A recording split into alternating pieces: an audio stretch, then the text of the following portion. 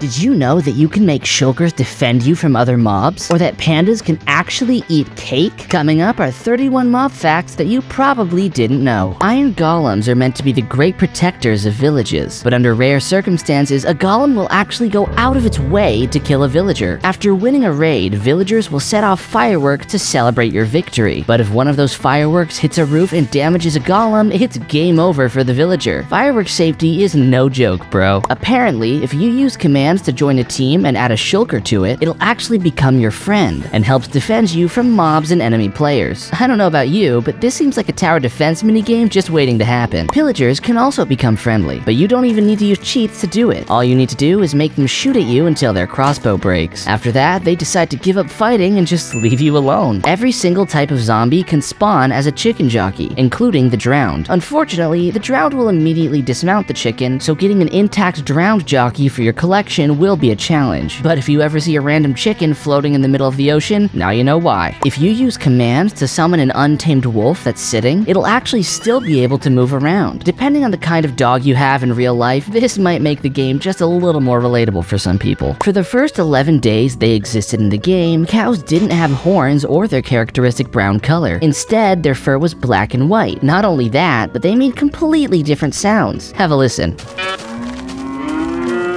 Weird, right? Zombies infect villagers by biting them, right? Actually, apparently not. If a drowned kills a villager by throwing a trident at it, it can actually be infected and turn into a zombie villager. How the heck does that work? Did he spit on the trident before throwing it? That's nasty. Everyone knows that naming a mob dinner bone flips it upside down, but it doesn't work on everything. For example, if you rename a squid or a glow squid dinner bone, it doesn't really care and just goes about its business as normal. If you think this dog is cute, then you don't have your head on straight. Or rather, you probably don't realize that the heads of all baby wolves are completely detached from their bodies. That's right, if a baby wolf looks up at just the right angle, it reveals that its head is just floating there. Don't worry, buddy, your neck will grow in one day. When you drink an invisibility potion, mobs can't see you, so you don't have to worry about crossing the plains at night. However, if you look at a cat, you might notice they still turn their heads to face you. That's because cats, villagers, and bats are still able to see the player even when they're invisible. I guess bats can use echolocation and cats have really good eyesight. But how are the villagers able to look at you? What are they hiding? But invisibility potions aren't the only way to hide from mobs. Just sneaking is enough to decrease their detection range by 80%. You can also use mob heads to disguise yourself as a particular type of mob and blend in with the crowd. Everyone knows that the Vex got an adorable new redesign in the 1.19 update that makes it better match the LA. But did you know that the old Vex could actually wear hats? That's right, you could use the item command to put almost any blocker item onto their heads, including end rods. Oh yeah, that's intimidating. But since remodeling the Vex, this feature was removed, and now we'll never know what these guys would have looked like as unicorns. Well, unless I use cheats to fake it. You probably already know that zombies have a rare chance of dropping iron, carrots, and potatoes. But I bet you didn't know that if a zombie's on fire when they die, any potatoes that they drop will be baked. Hey, don't mind if I do. Foxes are very skittish animals. They're even afraid of armor stands. A fox will curl up and sleep almost anywhere, but if there's an armor stand within 12 blocks, they refuse to sleep. I don't know what they find so scary about an armor stand. I could take this guy easily. Clearly, zoglins aren't as scared as foxes are because they run headfirst at armor stands and attack them. They can't actually break them or anything, but hey, they're doing their best as long as they're not attacking me. Snow golems are incredibly fragile. They melt in the rain, they melt in water, they melt in deserts, they melt in savannas, they melt in the nether. It's ludicrous. Fortunately, if you can treat them to a steady supply of fire resistance potions, they're able to at least withstand the heat. Not the water though. Apparently magic potions can only do so much. Did you know it's possible to get a villager jockey without cheats? All you need to do is find a baby zombie villager riding a chicken and cure it. After it's cured, it'll eventually grow up into an adult and still be riding the chicken. Finally, a way to transport villagers with a lead. Unfortunately, baby zombie villager jockeys are super rare, so you're probably better off just using a boat. This panda fact absolutely blew my mind when I first learned it. Not only can you feed pandas bamboo, but you can also feed them cake. Isn't that adorable? I'm not sure why they can eat cake because it doesn't even cause them to breed, but hey, now you know. However, not all pandas will eat cake. Different pandas have different personalities, and that changes their AI. Worried pandas won't actually go looking for cake at all, and they're afraid of monsters. Lazy pandas walk slower, angry pandas relentlessly attack players who harm them, and weak pandas have half as much health. Brown pandas don't have any special AI, they're just stylish. You might know that hoglins are repelled by warped fungi because apparently they smell, but they also run away from nether portals and respawn anchors. When someone asked if nether portals were also stinky, developer Henrik Nieberg said that they actually just don't like the sounds that they make. Me neither, hoglins. Me neither. Speaking of hoglins, have you ever noticed that they have two differently sized nostrils? It's a pretty small detail, but it gives them a little more character. This is true for zoglins too. You only usually see their noses when they go to attack you, so you're probably a little too distracted to actually notice this minor detail. Everyone knows you can't sleep in the nether. Well, everyone except these guys. Villagers don't seem to care about the rules and will sleep in any dimension they want, all without exploding into pieces. Seeing him all cozied up makes me feel a little sleepy. Maybe I'll just lay down next to him and take a little nap.